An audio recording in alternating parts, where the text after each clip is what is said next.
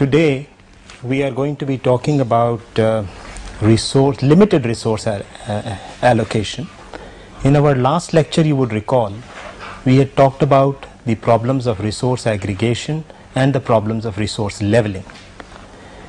Now, as you know, the objective in resource leveling was to be able to smoothen the resource usage profile so that it was as well leveled as possible.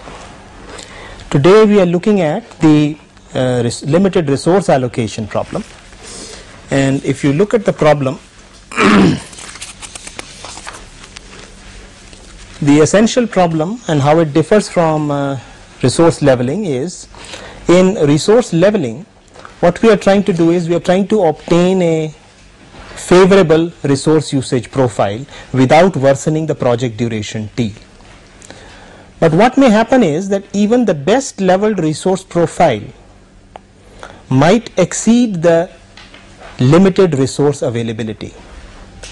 So if this happens, obviously this schedule would not be easy to implement, because during this particular time period you would be exceeding the resource availabilities that you have. So you would have to make special provisions either to hire additional resources or to make some other arrangements of subcontracting and so on. Now, if this was not possible, we would have to look for means by means of which we could accomplish the project within the limited resource availability. So the essential problem in limited resource allocation is to be able to find out which are the activities which are going on during this particular period, and maybe to defer them beyond this peak so that the new resource usage profile actually conforms to the resource restrictions that we have. And in this process, inevitably the project duration increases from the original value T to this particular new Ti, the increased value of the project duration. Now, the major problem in resource allocation is to be able to determine this resource usage profile in such a manner that this increase in duration is the minimum. So essentially this is an optimization problem in which we are interested in finding out the minimum project duration subject to the availability of resources. There could be not only one resource, but there could in fact be multiple resources, and we are trying to find out a particular value of the duration such that all the resource availabilities are satisfied. So essentially this is the problem, as opposed, mind you, resource leveling is often referred to as unlimited resource leveling, because there we are not specifically concerned with the availabilities of the resources. Now, the limited resource allocation problem, there are essentially two ways of looking at the problem as far as the solution techniques are concerned.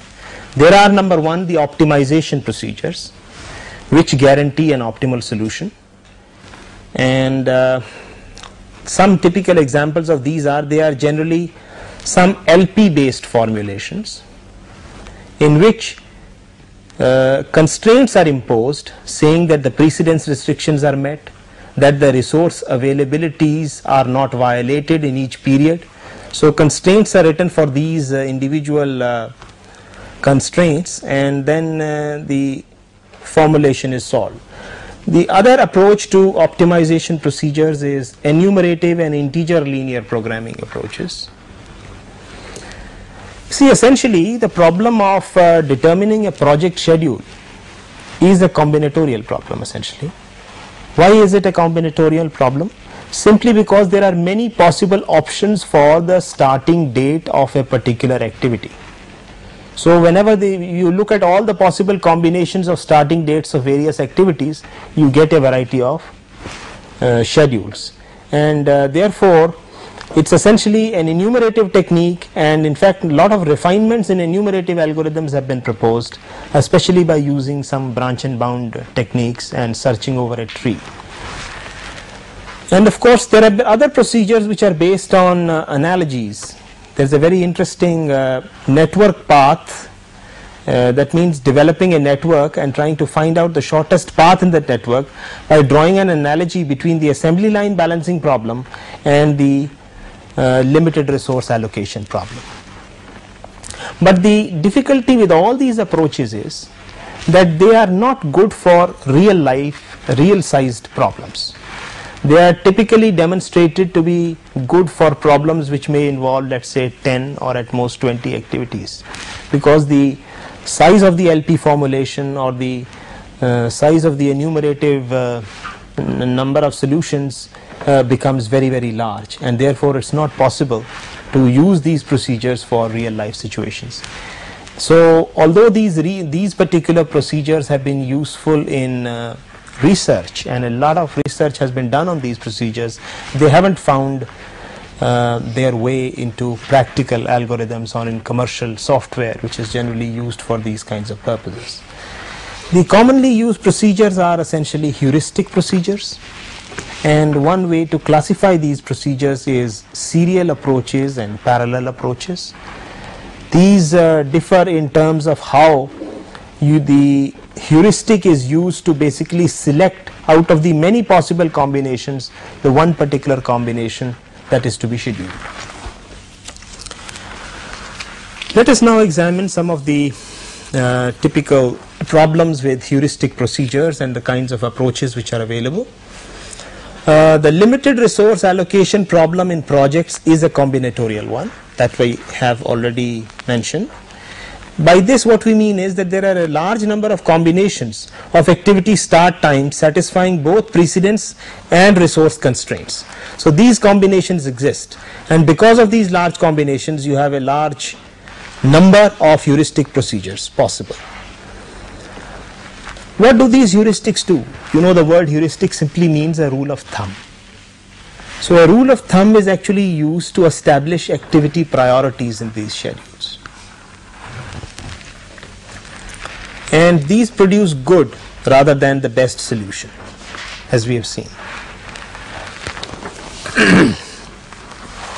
Now, talking about the two broad categories of heuristic procedures, namely serial and parallel procedures. Serial procedures are essentially those procedures in which all activities of the project are ranked in order of priority as a single group and then scheduled one at a time, that is serial. So really speaking, what happens in serial procedures is that you establish the priority of the job only once, and you do not change it during the course of the application of the algorithm. So it is something like you say activities are born with. It is something in their genes. The moment you pick up a project, you can identify the ranks of the activities, and these ranks stay with them as long as the activities are being scheduled during the particular process. This is what is being done. As opposed to this, we have parallel procedures. In parallel procedures, what happens is that all activities starting in a given time period are ranked as a group and the resources are allocated, and at each successive time period a new rank ordering of all the eligible activities is made and the process continued.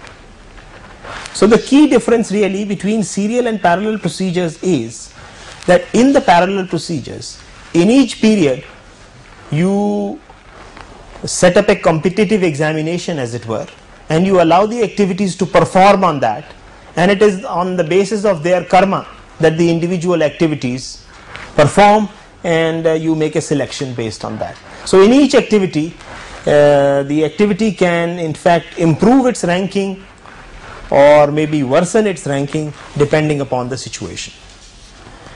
Now, out of these two kinds of procedures, parallel procedures have proved to be more efficient generally than serial procedures, and we will take a look at one such parallel procedure during the course of this particular. Now, there are a number of commonly used heuristics. Now, here is a partial list of these heuristics. Minimum activity slack is perhaps one of the most commonly used heuristics.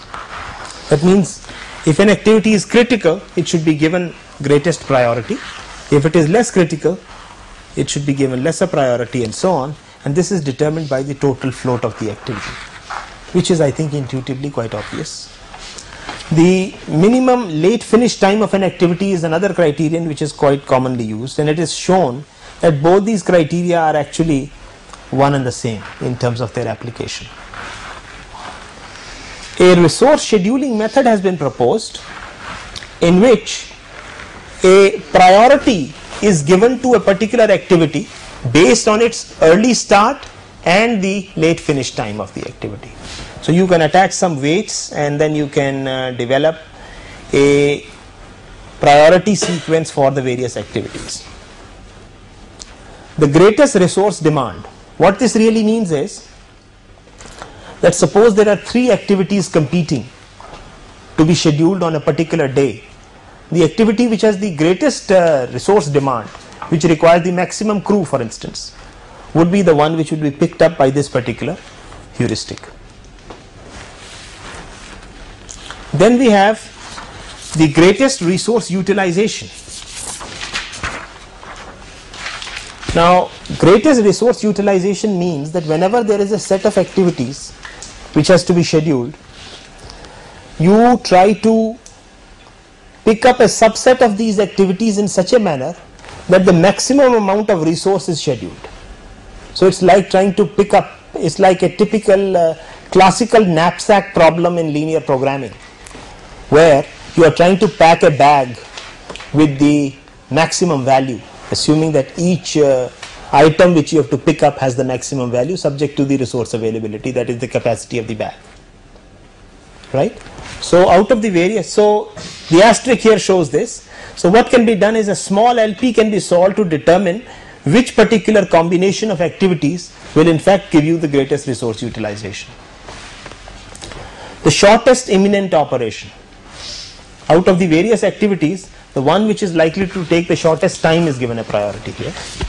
This is a rule which has performed very well in job shops, especially because it leads to low inventory levels.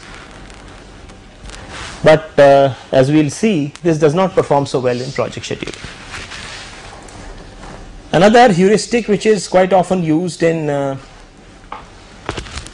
scheduling of projects is most jobs available, possible. Most jobs possible mean that if there is a list of, let's say, 5 jobs and all the 5 cannot be scheduled because of resource availabilities, you try to pick up a schedule in which the maximum number of jobs is scheduled. So maybe 3 or 4 if they can be picked up, that can be done. This again can be set up as a linear programming problem, and you can identify the set of jobs which should be picked up. And of course another very commonly used heuristic is random activity selection, where out of the various jobs one can be selected at random, and you can do this. So in one particular study these 8 heuristics were compared, and it's interesting to see the results that were obtained. If we look at these 8 heuristics and we find that this is a ordering of the heuristics in terms of the percentage of problems for which the optimum was found. It was found that the min slack heuristic for that set of problems led to an optimum in 29% of the cases, LFT in 20% cases, RSM in 14% cases, GRD, greatest resource demanded, in 13%, random in only 5%, greatest resource utilization in only 2%, most jobs possible in 2%, and shortest imminent operation was in fact only 1%, which was the worst performance as far as this was concerned. Of course, since these rules did not give the optimum for the same set of problems, it showed actually for the entire problem set optimal solutions was obtained in 40% of the cases by the application of one or more rules, and for 60% of the cases non-optimal solutions were found out by the heuristics. So that gives you an idea about the performance of these heuristics. Another study was done on how bad or good these heuristics were in terms of their capability to give an optimal solution. So the percentage increase above the optimal duration was, this is the increasing order. So what we found in this particular situation was min slack. What you can see from this graph is something like this, that the random rule, which is it gave a percentage increase above the optimal duration of about 11.4%. So this was the kind of performance of the random rule, and all these rules had been arranged in this fashion. So really speaking, as a general indicator, you can see that these are the 3 rules which are better than random, and these are the 4 rules which are worse than random. So really speaking, the min-slack rule gave an increase in optimum duration of only 5.6% above the optimum, LFT 6.8%, RSM 6.8%, so they were fairly close and pretty good and better than random. And then if random is taken as a boundary, these were all much higher, 13.1%, 13.1 and going up to 16%. So this could be a kind of a guideline as to which particular rule. Obviously, the conclusion here is that rules based on min slack or latest finish times are generally performing the best as far as the heuristics are concerned. So we will now take up heuristic procedure suggested by Wiest for resource allocation. This particular procedure of Wiest is based on very simple 3 rules of thumb, and these 3 rules are the following. The first rule simply says allocate resources serially in time, that is go from one day to the next day, that is start on the first day and schedule all jobs possible, then do the same for the next day and so on. So basically what we are doing is we are moving from the first day to the second day to the third day and so on. Very simple. That's the first heuristic. The second heuristic says that when several jobs compete for the same resources, give preference to the jobs with the least slack or the least total float. So what we have, what we are trying to do here is that we are using the heuristic of least slack to pick up the jobs.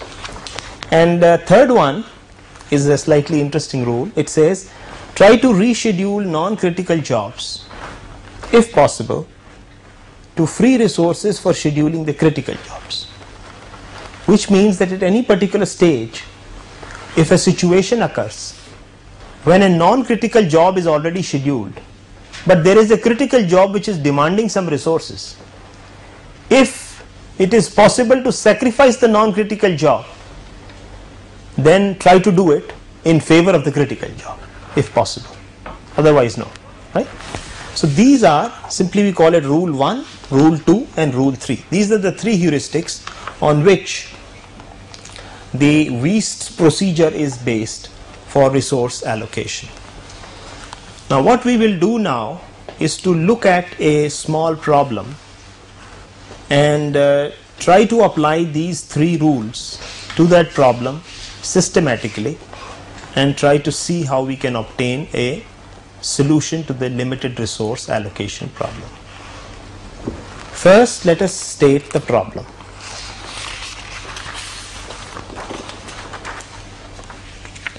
Let us take a network which has 10 jobs. You can see that jobs are numbered 1, 2, 3, 4, 5, 6, 7, 8, 9 and 10. So there are 10 jobs in this network, and the number of the job also indicates the crew requirement of the job, right? For instance, job number 7 requires 7 men, this job number 1 requires 1 man, this job 4 requires 4 men and so on. The durations of each of these activities are actually indicated on this time scaled network. For instance, 7 takes only 1 day, 1 takes 4 days, 4 takes 3 days, 3 takes 2 days, 5 takes 2 days, 6 takes 2 days, 2 takes 2 days, 9 takes only 1 day and 10 takes 3 days. So we have developed in this particular case the early start schedule for this particular project. All activities are scheduled at their earliest, so these dotted lines show you actually the amount of total float which is available to the various activities. For instance, activities 1 and 8 have a total float of 3, activity 5 has a total float of 1, 2, 3, 4 days, right? And in fact, in this particular case, there are two critical paths, 7, 4, 2, 9, 10. This is one, and 7, 3, 6, 9, and 10. These are the two paths which are critical. And if we find out, so the project duration without any resource restrictions is now 10 days, as you see here.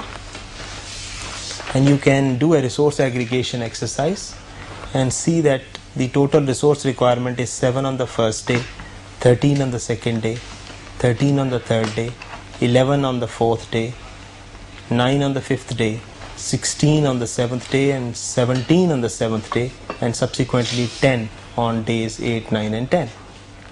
So what you find is that the peak resource requirement is 17, which occurs on the seventh day. And this is in fact the problem data as it is. So the unlimited resource allocation problem will give us this. Now for this particular problem, what are our requirements? The requirements are stated as follows. The unlimited resource early start schedule has a peak crew requirement of 17 persons on the seventh day, as we have seen from this example. The maximum crew availability is only 10. That's what we are seeing. And the application of a resource allocation procedure is therefore necessary to obtain a feasible schedule within the limit of 10 men. Obviously, I think for this example, it is easy to see that you cannot find a schedule with less than 10 men, because there is one particular job, that is activity 10, which requires 10 men. So the maximum resource requirements of any activity in a particular project will in fact be the lower bound on the resources needed for that particular job. Of course, there would be other factors as well, but in this case we are looking for a schedule with only 10 men. So what we do is we keep this original problem in mind, which defines our structure, which defines our precedence relationships. And what do we see in this problem? We find that there is only one activity which has no predecessors, and that is activity number 7. So this particular activity is the only candidate on day 1 for scheduling, isn't it? So what we do is we proceed systematically as per the first heuristic, day by day. So on day 1, what happens is, on each day we construct a list of eligible set of jobs and their total floats. We find that job 7 is the only eligible set of jobs because it has no predecessors, and it has a total float of 0 because it's a critical job. And this job can be scheduled leaving 3 units of unutilized resource, because there is nothing else, no other job, so this job can be scheduled. So the decision on the first day obviously is this. On the first day we will now build up the schedule day by day. On the first day we take a decision that we schedule the first this particular job 7, and once we schedule this job on this particular day, on the first day the total crew that we have used up is 7, and that's what it is. And after this we move to day 2. Now as you move to day 2, job number 7 has a duration of only 1 day, so job number 7 would be over. When job number 7 is over, all the successors, all the immediate successors of 7 become candidates for placement on the eligibility list. So let's find out the eligibility list on day 2. Mind you, we are doing a parallel heuristic. So on day 2 we have these 4 jobs, 3, 4, 1 and 5, which have now become eligible for placement, and we order them first according to their total float, because this is going to be our tie-breaking heuristic. So 3 and 4 are both critical jobs. They have a total float of 0. Job number 1 has a float of 3, right? You can see, for instance, job number 1 has this float of 1, 2, 3. Both 1 and 8 can be slided by 3 days. And job number 5 has a float of 4 days. So this is the order of the jobs. Now we have to allocate a total of 10. I mean, we'll pick up in this order. So 3 plus 4 is 7, plus 1 is 8, and this cannot be scheduled, right? So what we do is activities 3, 4 and 1 can be scheduled, leaving 2 units of unutilized resource. That means 8, 4 plus 3, 7 plus 1, 8 units of resource would be consumed. That is, the crew consumed would be 8 in number, and 2 units of unutilized flue would be left over. Now out of these, if you see, job number 3 has a duration of 2 days. So since job number 3 and job number 4 has a duration of 3 days, job number 3 has a duration of 2 days, and job number 1 has a duration of 4 days. Obviously the first job to be completed out of this will be job number 3, which takes only 2 days. So since this is started in day 2, it will be over in day 3, right? That's what it means. Let's look at the situation as to what would change on day 3. On day 3, when you look at the whole thing, 3 is ongoing job because we had scheduled it in the previous period. 4 is ongoing and 1 is ongoing because these were the 3 jobs that were scheduled earlier on day 2. This was a critical job, this was a critical job, and this particular job had a float of 3 days. And 5 now has a float which is 1 day less than what it previously had a float of 4 days, but now it has a float of only 3 days because we have already postponed the start of 5 by 1 day, right? So this is what has happened. So on this particular day, clearly no additional job can be scheduled on this because this cannot be accommodated with these ongoing jobs. So as far as day 2 and 3 are concerned, on 2 we took a decision. On day 2 we took a decision to schedule 3, 4 and 1, and the implications of that decisions would be felt in the future depending upon the durations of these activities, because we have now committed resources to these activities by virtue of the decision that we have taken on day 2.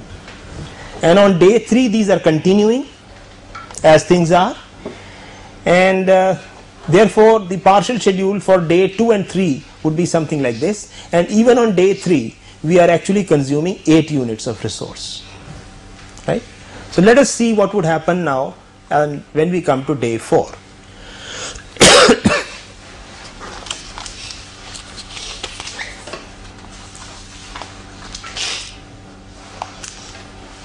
Look at day 4. On day 4, what has really happened is that job number 3 is over, but job number 4 and 1 are ongoing. So 4 is ongoing and 1 is ongoing by virtue of the previous decisions taken on day 2, right? And this is a 0 and this is a float of 3 days, job number 1. And what has happened now is job number 6 becomes a candidate for placement. 6 is the immediate successor of job number 3 and it is a critical job. And job number 5 is has now a float of only 2 days. It is reduced by 1 more day, right? So this is the list, ordered list that we have. These are 2 ongoing jobs, and here is a critical job. The critical job is clamoring for resources, and at this stage we can invoke heuristic 3, rule number 3 of Weist's procedure, because what we notice is that here we have an instance of one job which is actually a non-critical job, which is consuming 1 unit of resource only, but here is a critical job which is asking for resource and is cannot be accommodated along with this. So if we give up 1, then 6 and 4 can be accommodated within the resource availability of 10 days, right? So that's what the third rule says, that here if this is possible, let's try to do that. So here we reschedule job 1. That means job 1 which was being done, we sort of forget about it, take it off, and we try to reschedule the critical jobs 4 and 6 on site like this. So if that happens, on day 4, what are the decisions? Let us try to depict on day 4 the decisions that we have taken. So the situation on day 4 is, one which was done earlier, we have forgotten about it. We have taken it off and we say, okay, it can be done some other time. Earliest it can be done is in day 5 now. But on day 4 we have scheduled job number 6 and job number 4 is already going on. So the total resource requirements are 10, and we have updated the crew requirements here by virtue of the fact that 1 has been rescheduled to 7, 7 and 7. So this is the change that is made on day 4. Okay. So on up to day 4, the partial schedule shows that activities 7, 3, 4 and then 6 have been scheduled, and on day 5 we will see what can be done about the various jobs which are candidates for placement. On each day you have to maintain a list.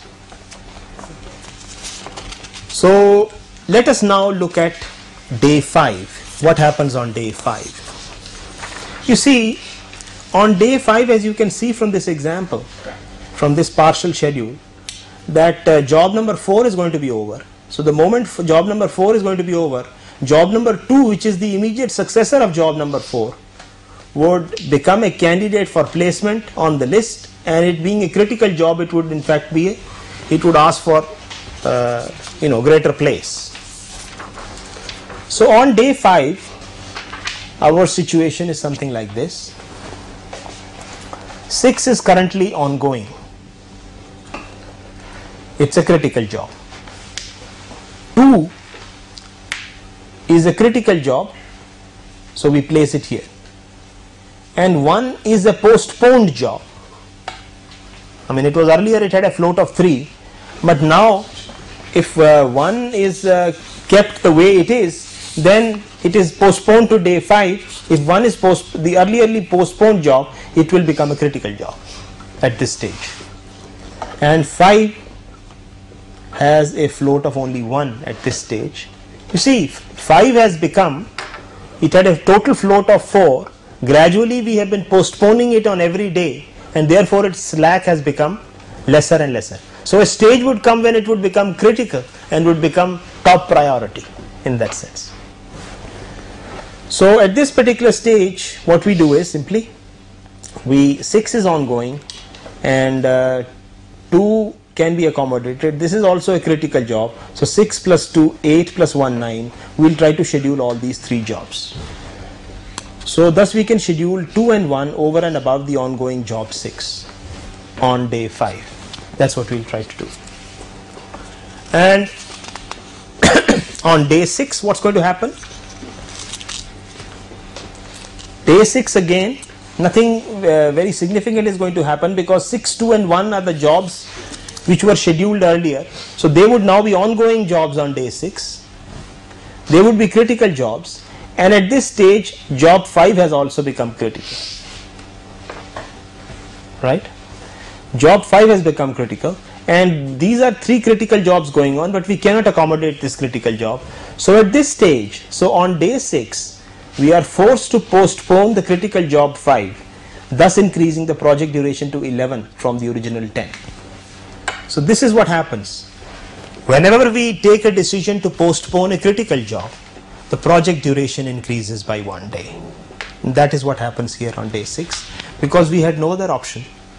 So it's because we are now postponing job number 5, which is in fact a critical job. Therefore, the project duration increases from 11 increases to 11 from the original value of 10. At this stage, based on the decisions in day 5 and 6, let's see what our partial schedule looks like. So now you find that on days 5 and 6, the decisions were 6 and 2 are ongoing, and we had scheduled 1 also in parallel, and 1 will have a duration of 4 days like this. So obviously during days 5 and 6, the total resource requirement will be 9 and 9 respectively, and this is what is going to continue at the end of the 5th and the 6th day. Now when 2 and 6 are completed on the 7th day, we would find that the successors to job 2 and 6 is job 9, would also become a candidate for placement, right? So let us see how that happens. So let us update the list on day 7.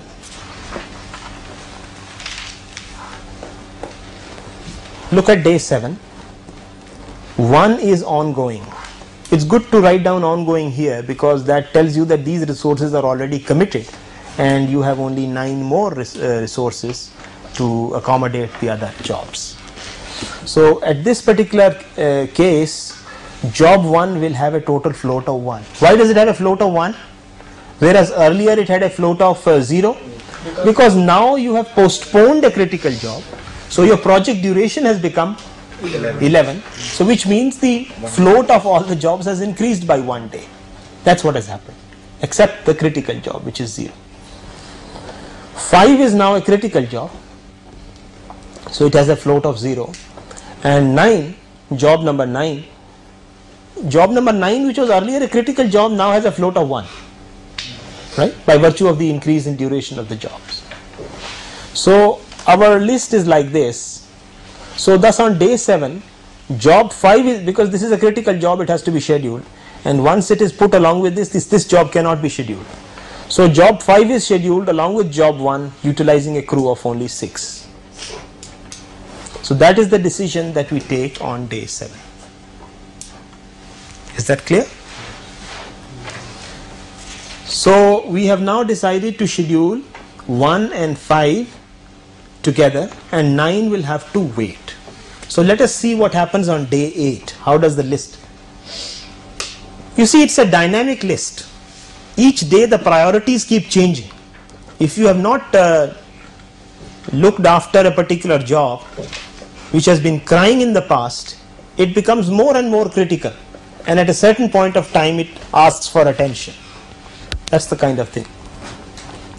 On day 8, job number 5 is ongoing, job number 1 is ongoing. This has a float of 0 and this has a float of 1. And 9 at this stage, because we did not schedule 9 in the previous page, it has now become a critical job. So here for the second time, what happens is on day 8, we cannot accommodate job 9 along with these two jobs, and nor can we reschedule 1 because it will not release enough resources to accommodate job 9. So even rule 3 will not help us. So here for the second time, we are forced to postpone a critical job 9, increasing the duration of the project to 12 days from the original 10 days. This is what has happened. So you know, whenever you take a decision to postpone a critical job, like we are doing this for the second time in this procedure so far, the project duration has now increased from the value 11 that he had to 12. It has increased by 2 days from the original project duration. So based on these decisions that we have taken on day 7 and 8, let us see what the partial schedule is like. So you can say that on days 7 and 8 we have taken these decisions basically to schedule job 5 along with job 1. So really speaking, the crew requirement is 6 and 6 on both the days, and we have been able to build up the schedule up to this particular point in time, where we know that the total crew availability touched a figure of 10 on the 4th day, 9 on 5 and 6 days, day number 5 and 6, and thereafter it is being controlled within this particular figure as shown here. So on day 7 and 8 we see that job number 1 and job number 5, both of them are going to be completed at the end of day 8. So when you go to day 9, what happens? Let us see what happens at the end of day 9.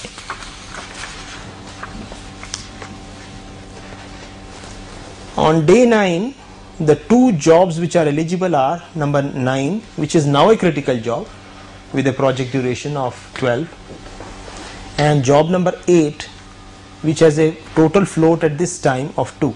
If you recall, job number 8 was a successor of job number 1, but at this stage therefore it has a total float of 2 with this. So hence we schedule job number 9 on day 9, and subsequently what's going to happen is 9 only takes 1 day, right? 9 is a job which has only a duration of 1 day, and subsequently what's going to happen is that job number 10 on days 10, 11 and 12, which takes 3 days subsequently, followed by job 8 on days 13 and 14, because all these jobs 8, 9 and 10, their resource requirements are such that only one job can be scheduled on a particular day. You cannot have combinations of these jobs being scheduled by virtue of the limited resource availability that you have for these particular jobs. So these are the decisions in fact, and as a consequence what you find is that we schedule 9 on day 9 and 10 on day 10 and 11 and 12. Subsequently job 8 has to be delayed, it becomes a critical job subsequently, and therefore it will further delay the project by 2 more days. So the project will now end after the job 8 is scheduled on days 13 and 14, and the final project duration is thus 14 days. So the schedule, the final schedule for this particular case would look something like this. This is the final schedule. The final schedule shows that we had put job number 9 on the day 9, and after 9 we had put 10, and if we had put 10 we could not have put 8 in parallel with it because it was not possible. Otherwise, had it been possible to finish 8 in parallel, you could have been able to finish the project by day 12, but now it is not possible. So we have to finish for job 8, job 10 to be finished, only then job 8 can be done. So job 8 is done in this particular fashion, and you have this is again the slack, in the signs here, and ultimately what you notice is that we have been able to accomplish the project in 14 days, and the resource profile or the crew requirements are that on the 4th day and the 10th, 11th and 12th day you have a total resource requirement of 10, on other days it is less than 10. So this is a feasible schedule for this particular problem. In fact, for this particular problem, if you work out an optimal schedule, it so happens that this is in fact the optimal schedule as well. That means there is no schedule with a project duration lesser than 14 for a resource availability of 10 for this particular problem.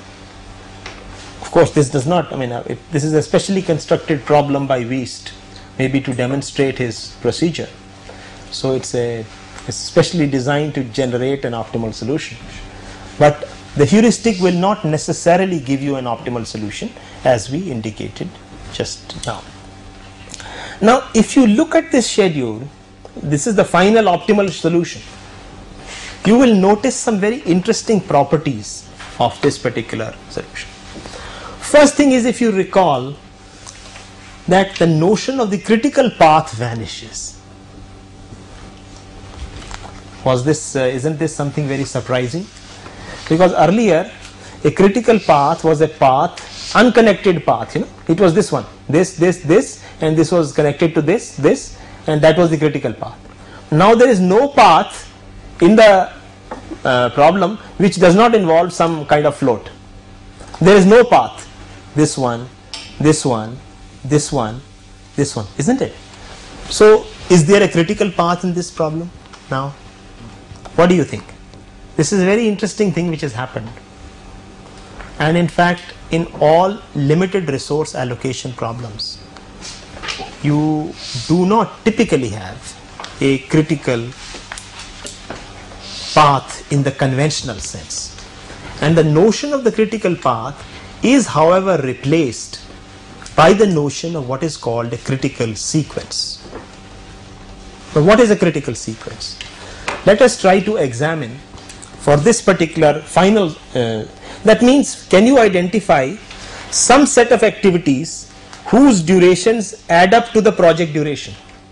You see, you can go 7, then you can go 4, then you can go 3, Then can you go to anything else? Yes, you can go to 5, and then you can come to 9, and then you can come to 10, and then you can come to 8.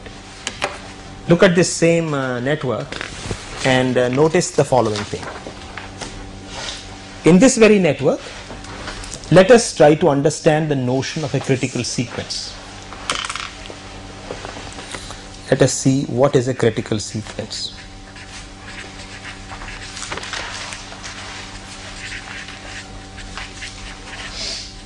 You see, you go to activity 7, then you go to 3, then you go to 6, and from 6 if I add up to 5, and from 5 if I add up to 9, and if I 9 I add up to 10, and this I add up to 10. If I add up the durations of these activities, this is nothing but a critical sequence. Critical sequence 1, isn't it? Obviously these are the durations, this, and then you change. This is like saying there is no direct path. When you come to this station, you have to change the train and get into this one, and then come here, and then change the train again to go to this, and then change again to this. So these, and there could be many critical sequences. For instance, this was 3, 6. You could have gone, for instance, another way of going is, you could have say 7, 4, and then you can go to 1, 1, and from 1 you can go to 9, you can go to 10, and then you can go to 8. So this is a critical sequence 2. Right? For the same problem, I could have gone like this. Now suppose I want the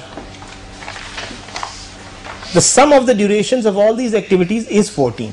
But mind you, these activities are not strictly related by the precedence that is found in a conventional critical path. But the sum of the durations of these activities does lead to the total duration of 14. And it is not the critical path. The term that is used for such things is the critical sequence. So there are critical sequences, and there could be many critical sequences in a particular problem, but you will not have necessarily one connected path which will go to from one like we had in the earlier case. Right? Here there is a vacuum, so you go here, then change again here, then. So this is another interesting feature really. The notion of the critical sequence is actually used in modeling the problem sometimes. Basically, when you are trying to model the problem, instead of dealing with the critical path, we have to deal with the critical sequences for such problems. So what we can see is that let's try to summarize our discussions today. We find, for instance, that in summarizing the discussion today, we saw that the limited resource allocation problem was first of all contrasted with the resource aggregation and the resource leveling problems. I think the point that really has to be understood here is that the resource aggregation problem is the simplest problem which does not involve any optimization. Resource leveling requires some optimization, but it does not worsen the project duration. And this is the most complicated problem, namely the limited resource allocation problem, where you are trying to conform to limited resource availabilities and the objective is to minimize the project duration. So I think that distinction between the three problems must be clear. Then optimization versus heuristic procedures for the solution of the limited resource allocation in problem in projects were presented. It was seen that the heuristics were typically more popular in practical applications than optimization solutions. Then we looked at the comparative performance of 8 heuristics, and we found that heuristics based essentially on minimum slack or the latest finish time performed the best typically. A procedure due to waste based on very 3 simple heuristics was discussed, and an example problem was solved using the above procedure. And finally, some interesting things that came out from this procedure were that the notion of a critical path is not necessarily valid any longer. This is now replaced by the generalized notion of a critical sequence, and therefore we can. So I think we'll stop here. Thank you.